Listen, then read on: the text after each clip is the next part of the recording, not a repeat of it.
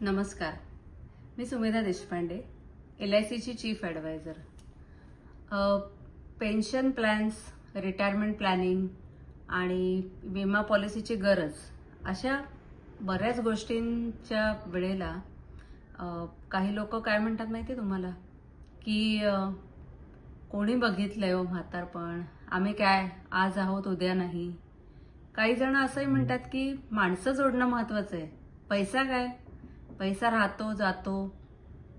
किंवा काही जण म्हणतात की पुढचं पुढे बघू, आत्ताच काय अडले.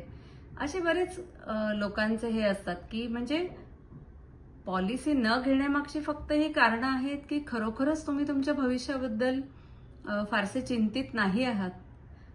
मला माहिती नाही नक्की कोण खरं सांगतं ह्यातलं, पण अशी उत्तरं जेव्हा मी ऐकते ना की तेव्हा मला सांगावंसं वाटतं की तुम्ही म्हणताय की माणसं जोडणं महत्वाचं वगैरे, अगदी खरंय.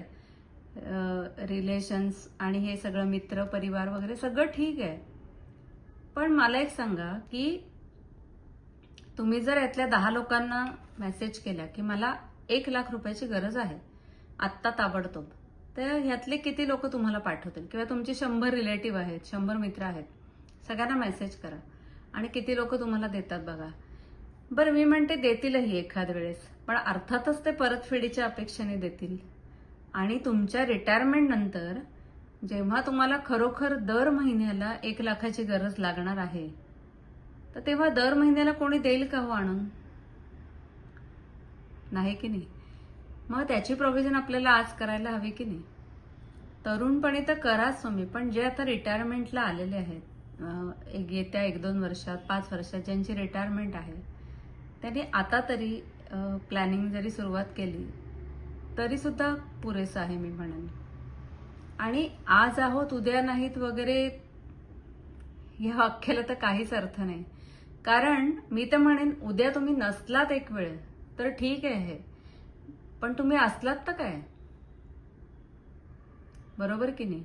आम्ही LIC एजंट उलट सांगू की तुम्ही 100 वर्ष जगा, पण मग 60व्या वर्षी जर तुम्ही निवृत्ती घेतली तर 60 ते 100 या वयामधला खर्च तुम्ही कसा काय मॅनेज करणार आहात?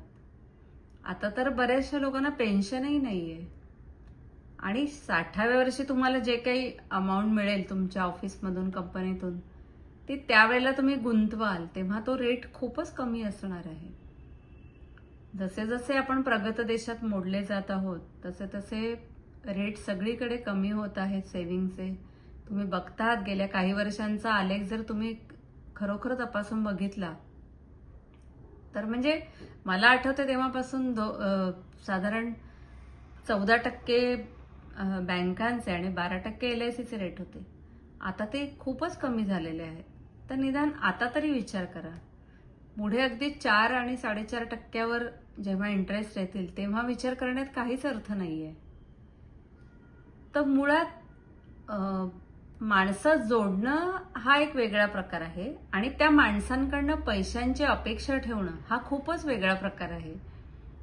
कारण कोणी आपल्याला आयुष्यभर पुरत नाही, कोणीतरी आपल्याला कधीतरी मदत करेल, पण दर महिन्याला नाही ना करू शकत. आपणही करू शकणार नाही कोणाला. त्यामुळे फायनान्शियल इंडिपेंडन्सी ही खूप खूप महत्वाची आहे.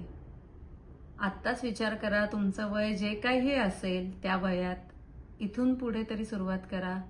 LIC पॉलिसी तुम्हाला 100 वर्षापर्यंत आकर्षक रिटर्न्स देते आणि तेही गॅरंटेड. असे चांगले प्लॅन्स तुम्हाला जर माहिती करून घ्यायचे असतील तर मला नक्की मेसेज करा, कमेंटमध्ये लिहून कळवा. तुमच्या आधीच्या काही LIC पॉलिसी असतील आणि नव्याने तुम्हाला काही त्याच्यामध्ये ऍड करायचं असेल तरीही मला लिहून कळवा. धन्यवाद.